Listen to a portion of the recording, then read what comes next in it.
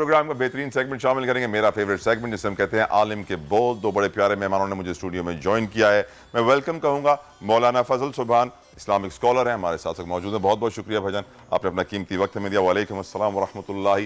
نعت خواں ہمارے ساتھ بہت خوبصورت ایک موجود ہے جن کا نام ہے محمد سعد اللہ فیروزی صاحب، آپ کا بہت بہت شکریہ، آپ نے اپنا قیمتی وقت ہمیں دیا۔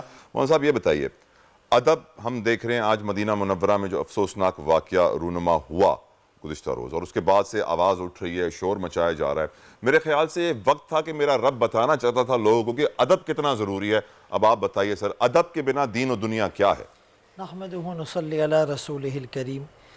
سب سے پہلے تو میں دل کے افسوس کے ساتھ یہ کہوں گا کہ ہونا تو یہ چاہیے تھا کہ اس مبارک مہینے میں، بابرکت عشرے میں، ان مبارک ساعات میں ہم نزول قرآن پہ بات کرتے، شب قدر پہ بات کرتے، لیکن بدقسمتی یہ ہے کہ ہمیں ایک ایسے واقعے پر بات کرنا پڑ رہی ہے کہ ہماری زبان ہمارا ساتھ نہیں دے رہی۔ اللہ اکبر۔ یعنی الدین کلہ ادب، دین تو پورا ادب کا نام ہے، اور با ادب با نصیب، بے ادب بے نصیب۔ بے شک۔ یعنی ہماری جتنی بھی عبادتیں ہیں، اگر اس میں ادب کے پہلو کو ہٹا دیا جائے سب ضائع ہو جائے گی۔ بالکل۔ قرآن کریم میں 26ویں پارے میں سورہ حجرات میں اللہ کریم نے فرمایا لا ترفعوا اصواتکم فوق صوت النبی، کہ اپنی آوازوں کو نبی کی آواز سے اونچا نہ کرو، اللہ اکبر۔ ایک دوسرے کو جیسے پکارتے ہو لاؤڈلی آقا کو یوں نہ پکارو، ورنہ ہوگا کیا؟ ان تحبط اعمالکم، تمہارے سارے اعمال ضائع ہو جائیں گے۔ خسرت دنیا والآخرہ، دنیا بھی خسارے میں، آخرت بھی خسارے میں۔ کسی عام سرزمین پر کسی عام انسان کی بے اکرامی کو بیت اللہ گرانے سے بڑا گناہ قرار دیا گیا، اور پھر وہ مدینہ منورہ ہو، پھر مسجد نبوی ہو، پھر رمضان کا مہینہ ہو، پھر آخری عشرہ ہو، پھر طاق رات ہو، پھر شب جمعہ ہو، یعنی اتنی نسبتوں کے ہوتے ہوئے آپ وہاں پر نعرے اور آپ وہاں پر شور شرابہ اور آپ وہاں پر بے ادبی کرتے ہیں۔ یہ تو وہ مقام تھا جہاں سانسوں کا شور بے ادبی ہیں، جہاں جبرائیل امین بھی اجازت لے کر آتے تھے، جہاں وہ پر زور سے نہیں ہلاتے تھے۔ علماء نے لکھا ہے وہاں تو درود اور سلام بھی زور سے پڑھنا، اجتماعی شکل میں پڑھنا ادب کے خلاف ہے۔ وہاں تو آدمی جائے تو آدمی ایک اپنے گناہوں کو یاد کر کے کیفیت میں ہو۔ بدقسمتی یہ ہوتی ہے کہ ہم وہاں پر بھی جا کر سیلفیوں سے اور موبائل سے اپنی تصویریں لیتے ہیں۔ تو اس واقعے پر ہمارے سر شرمسار ہیں، سر شرم سے جھک گئے ہیں، اور یقین مانیں کہ جتنا بھی اس پر افسوس کیا جائے، رویا جائے، ایک تو میں عرض کروں گا کہ ایسے واقعات کو ڈیفینڈ نہ کیا جائے، اس کی حوصلہ شکنی کی جائے، اور ہماری جتنی سیاسی پارٹیاں ہیں ان کے بڑوں سے میں یہ گزارش کروں گا، آپ اپنے سیاسی اختلافات کو، نظریات اور افکار کو آپ اپنی حد تک رکھیں، لیکن اپنے ورکرز کو آپ ادب سکھائیں، مینر سکھائیں، انہیں آپ سیویلائزڈ بنائیں۔ خدا نخواستہ ہم پوری دنیا کو اسلام اور پاکستان کا کیا امیج دے رہے ہیں؟ بینگ اے مسلم اور بینگ اے پاکستانی، آج یقین مانے پوری دنیا میں ہمارے خلاف ایک نیگیٹو پرسیپشن ڈیولپ ہو چکا ہے۔ تو یہ بہت ہی برا واقعہ ہوا، اس کی جتنی مذمت کی جائے کم ہے۔ رسول اللہ صلی اللہ علیہ وسلم کی مسجد نبوی میں دو آدمی زور سے باتیں کر رہے تھے، شور شرابہ اور گالی نہیں دے رہے تھے۔ حضرت عمر رضی اللہ عنہ نے سائب بن یزید رضی اللہ عنہ کو کہا ان دونوں کو میرے پاس لے آؤ، ان کو لایا گیا۔ آپ نے پوچھا کہاں سے ہو؟ کہنے لگے طائف سے۔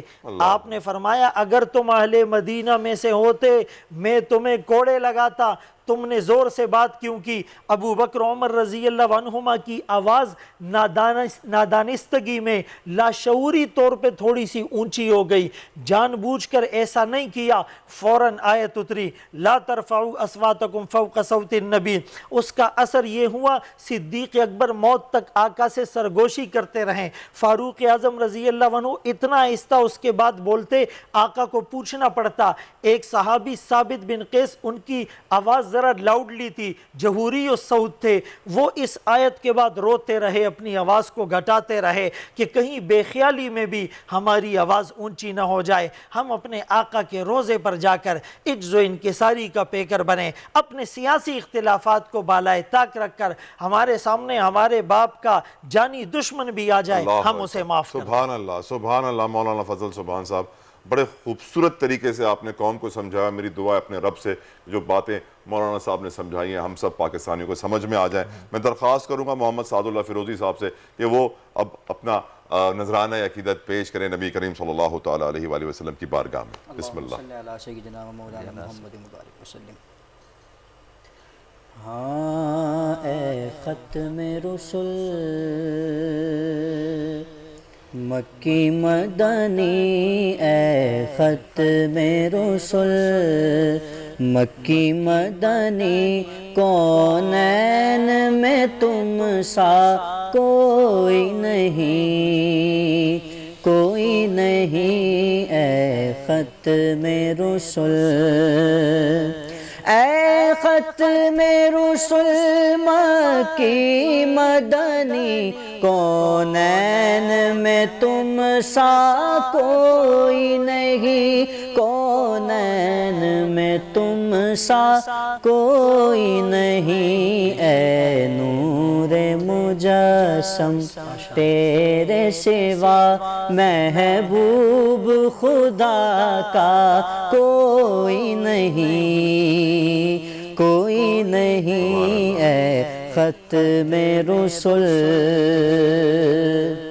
और शेर देखिएगा, मदीने पाक के अदब के हवाले से ही शेर है। शायर कहते हैं कि जिस जा पे फरिश्ते आते हैं और आके दुरूद सुनाते हैं, जिस जा पे फरिश्ते आते हैं और आके दुरूद सुनाते हैं, और आके दुरूद सुनाते हैं, दारैन में शाह मदीना के दरबार के जैसा कोई नहीं, कोई नहीं, दारैन में शाह मदीना के दरबार के जैसा कोई नहीं,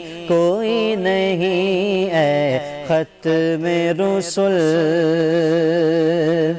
और देते हैं मिसाल मोहब्बत की यूं लोग ज़माने में अक्सर, यूं लोग ज़माने में अक्सर, जो प्यार मोहम्मदो ज़हरा में, जो प्यार मोहम्मदो ज़हरा में, उस प्यार के जैसा कोई नहीं, कोई नहीं, जो प्यार मोहम्मद ज़हरा में, उस प्यार के जैसा कोई नहीं, कोई नहीं, सुभान अल्लाह, है ख़त्म। मैं शुक्रिया अदा करूँगा माशाअल्लाह मोहम्मद सादुल्लाह फिरोज़ी साहब का, इतनी खूबसूरत उन्होंने नात पढ़ी, और जब मैं दुआ भी करूँगा कि बारगाह इनकी नात को मकबूल और मंजूर फरमाए अपने दरबार में। और शुक्रिया अदा करूँगा मौलाना फजल सुभान साहब का, जिन्होंने आके हमें बताया कि अदब क्या होता है, दीन क्या होता है। आपका बहुत बहुत शुक्रिया, हम बेहद मशकूर हैं कि आपने अपना कीमती वक्त दिया। सब्सक्राइब करें और बेल दबाएं ताकि कोई खबर रह न जाए।